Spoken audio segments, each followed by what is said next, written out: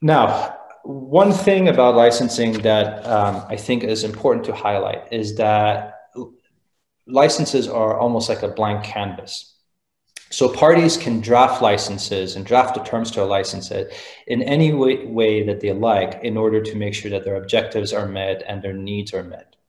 And I'd like to take the next couple of slides to just present to you some of the key terms that one may encounter when looking at licenses, just so that you are more familiarized and you feel more comfortable if you ever come across a license term, or if you're ever find yourself discussing licenses with others.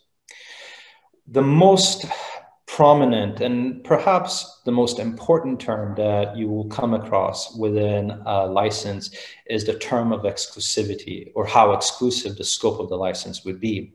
A lot of you may have heard of exclusive or non-exclusive licenses, but there's also a scope of exclusivity called a sole license. And I'll run through all three of these with you in a little more detail. Exclusive licenses, as the term may suggest, allows the licensee, so this is the party that receives the license, that obtains the license, to be the only party that gets to exercise the IP asset or the IP right under a set criteria, terms and conditions.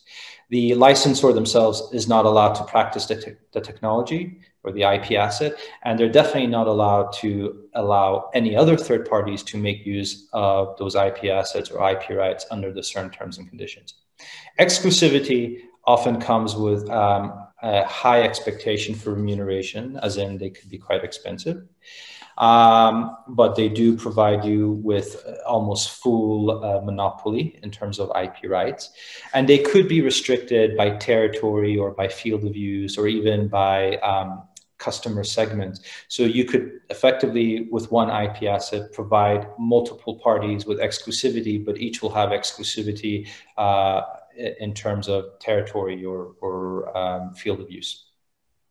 Non-exclusive licenses are the complete opposite of that. Under a non-exclusive license, the licensee may use the IP or make use of the IP, but so can other third parties, and so can the licensor.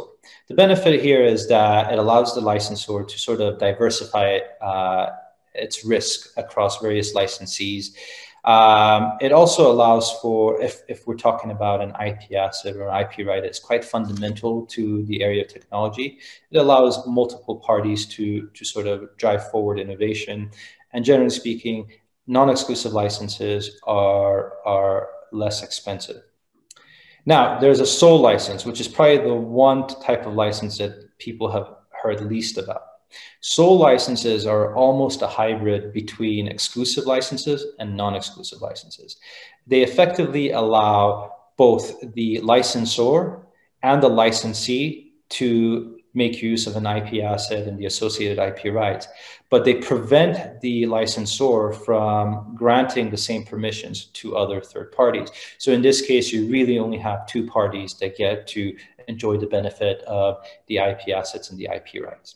So that would probably be the three most important, or the single most important term to consider when looking at licensing.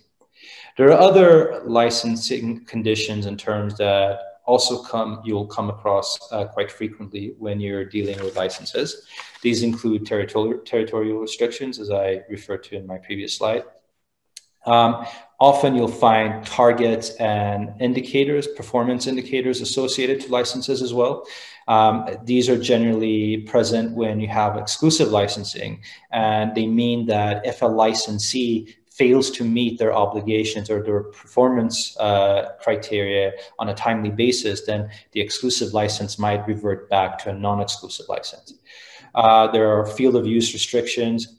There are terms around whether a licensee may sub-license their rights to another third party. And this is quite important when you need multiple parties to be involved in order to bring a product to market. And there's obviously a number of terms that could be associated with remuneration, including milestone payments, running royalties, lump sum payments, often in advance when a license is granted, and obviously terms around the duration of the license. Now.